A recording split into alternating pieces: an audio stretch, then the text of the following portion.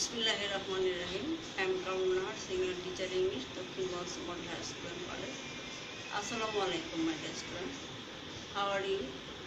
I hope all of you are well. Welcome to our online class. In my previous class, I discussed on They Had Dreams 1. Now I will discuss on They Had Dreams 2. Okay, let's start. Okay, lesson 4, Their Dreams. B. Read the text. Zohi Rayhan was one of the most talented filmmakers in Bangladesh. Zohi Rayhan ছিলেন বাংলাদেশের সবচেয়ে মেধাবী চলচ্চিত্র নির্মাতা.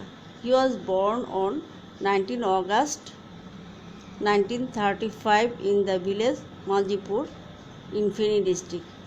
তিনি জন্মগ্রহণ করেছিলেন 19 August 1935 সালে মাজিপুর গ্রামে ফেনী ডিস্ট্রিক্টের। He was an active worker of the language movement. তিনি ছিলেন ভাষা আন্দোলনের একজন সক্রিয় কর্মী। He was one of the 10 students to go out in a procession on 21 February 1952 despite a ban on such activities imposed by the authorities. তিনি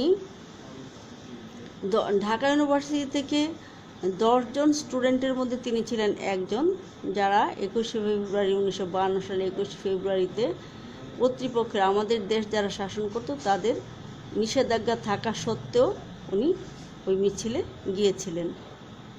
এদের ফলস্বরূপ he and many others war arrested. তিনি এবং আরও অনেকেই গ্রেফতার হয়েছিলেন অ্যান্ড টেকেন টু প্রিজন, এবং ওনাদেরকে কারাগারে নিয়ে যাওয়া হয়েছিল। Raihan was also present at the historical meeting of Amtala on 21 February 1952। তিনি আবার উপস্থিত ছিলেন ঐতিহাসিক আমতলার মিটিংয়ে 1952 সালের 21 ফেব্রুয়ারিতে। He also took part in the mass movement in 1969। Took part, তোমরা একটা কাজ করো মাই ডিয়ার গার্লস, সবাই পেন্সিল নাও এবং যে ইম্পর্টেন্ট ওয়ার্ডগুলো আমি ইন্ডিকেট করব সেগুলো নিচে আন্ডারলাইন করে এগুলোর মিনিংটা লিখে ফেলো please. It will be easy for you for understanding. Take part মানে অংশগ্রহণ করা, যেহেতু এটা পাস্ট টেন্স এই জন্য টুক পার্ট অংশগ্রহণ করেছিলেন ম্যাস মুভমেন্ট কি গণ আন্দোলন 1969 সালের। He joined the liberation war. তারপরে তিনি যোগদান করেছিলেন কি স্বাধীনতা যুদ্ধেও ইন 1971। 71 সালে স্বাধীনতা যুদ্ধেও যোগদান করেছিলেন। অল থ্রু হিজ লাইফ, সারা জীবন ধরে Zahir Raihan dreamed of a democratic society. সারা জীবন ধরেই তিনি স্বপ্ন দেখতেন কি গণতান্ত্রিক সমাজের। ডেমোক্রেটিক মানে গণতান্ত্রিক। A society that would ensure, একটা সমাজ যেটা নিশ্চিত করবে, এনশিওর মানে নিশ্চিত করা, ফ্রিডম অফ স্পিচ কি বাক স্বাধীনতা মানে কথা বলার স্বাধীনতা নিশ্চিত করবে। হি হ্যাড মেনি ড্রিমস, ওনার অনেক স্বপ্ন ছিল অ্যাবাউট আওয়ার ফিল্ম ইন্ডাস্ট্রি, আমাদের চলচ্চিত্র ইন্ডাস্ট্রি নিয়েও। হি মেড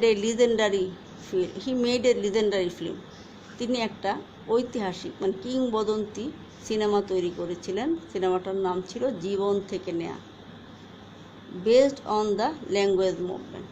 ওটার ভিত্তি ছিল ভাষা আন্দোলন অফ 1952, 1952 সালের ভাষা আন্দোলনের উপর ভিত্তি করে। ইট ওয়াজ এ প্রটেস্ট, এটা ছিল একটা প্রতিবাদ অ্যাগেনস্ট দ্য অটোক্রেটিক গভর্নমেন্ট, কি স্বৈরাচারী সরকারের প্রতি একটা প্রতিবাদ।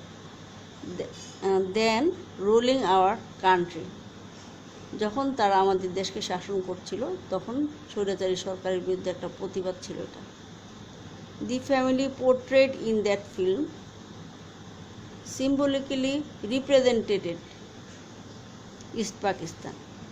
ওই সিনেমায় যে পরিবারটা দেখানো হয়েছে ওইটা একটা স্বৈরাচারী কি সরকারের, যে পাকিস্তান স্বৈরাচারী সরকার, এই সরকারের কি প্রতীকী হিসাবে দেখানো হয়েছে। The family was ruled by an autocratic, পরিবারটা কি শাসন করতো একজন স্বৈরাচারী মানে অত্যাচারী, who had to go to prison for her conspiracy, যাকে যেতে হয়েছিল কারাগারে তার কিসের জন্য, ষড়যন্ত্রের জন্য। কনস্পিরেসি মানে হলো ষড়যন্ত্র। ডিউরিং দ্য লিবারেশন ওয়ার, স্বাধীনতা যুদ্ধের সময়, ইন 1971 1971 সালে, দিস ফিল্ম ওয়াজ শোন আউটসাইড বাংলাদেশ, এই সিনেমাটা চলচ্চিত্রটা বাংলাদেশের বাইরেও দেখানো হয়েছে। celebrated filmmakers like Satyajit Ray, Mrinal Sen and Ritwik Ghatak appreciated the film, যে বিখ্যাত চলচ্চিত্র নির্মাতা সত্যজিৎ রায়, মৃণাল সেন, ঋত্বিক ঘটক এই সিনেমার এই চলচ্চিত্রের কি ভূয়সী প্রশংসা করেছিলেন। Raihan gave all the money the film made to the freedom fighters trust, Raihan কি সিনেমার সবগুলো যে যত আর্নিং ছিল উপার্জন করেছিল সব টাকা দিয়ে দিয়েছিল কি মুক্তিযোদ্ধা ট্রাস্টে। বিসাইডস ইহা ছাড়াও his great documentary on Pakistani autocrats, ওনার যে বিরাট একটা কি ছিল প্রামাণ্যচিত্র ছিল পাকিস্তানিদের স্বৈরতা শাসনের, সেটা কি স্টপ জেনোসাইড, ওটার নাম ছিল stop genocide, help create world sentiment in favour of our liberation, ওটা অনেকটা সাহায্য করেছিল সারা বিশ্বকে বাংলাদেশের স্বাধীনতার পক্ষে জনমত গঠন করতে।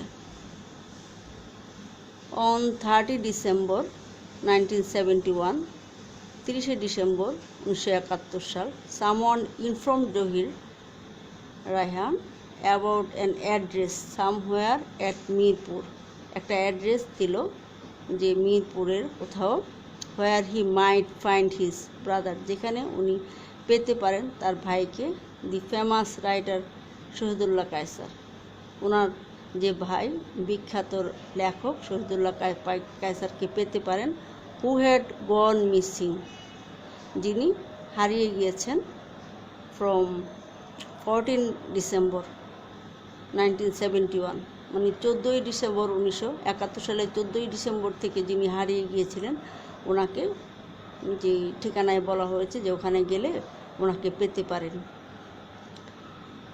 Kaiser was captured and killed by the Pakistani army, Shahidullah কায়সারকে ধরে নিয়ে গিয়েছিল Pakistani army and the local collaborators, এবং স্থানীয় দোসররা during the last days of the war, কিসের যুদ্ধের শেষ দিনগুলোতে ওনাকে ধরে নিয়ে গিয়েছিল এবং মেরে ফেলছিল পাকিস্তানি আর্মি এবং ওনার দোসররা।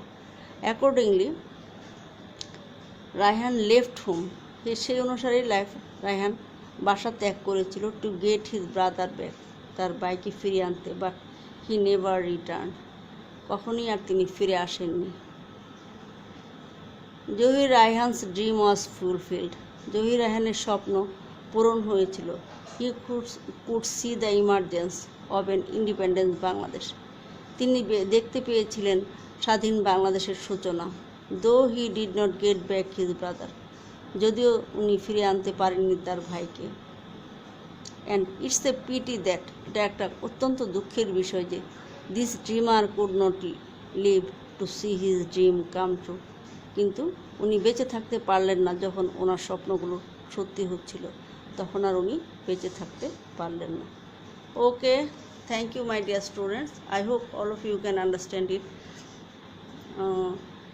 You will repeat it again and again in your home, then you can understand it also clearly.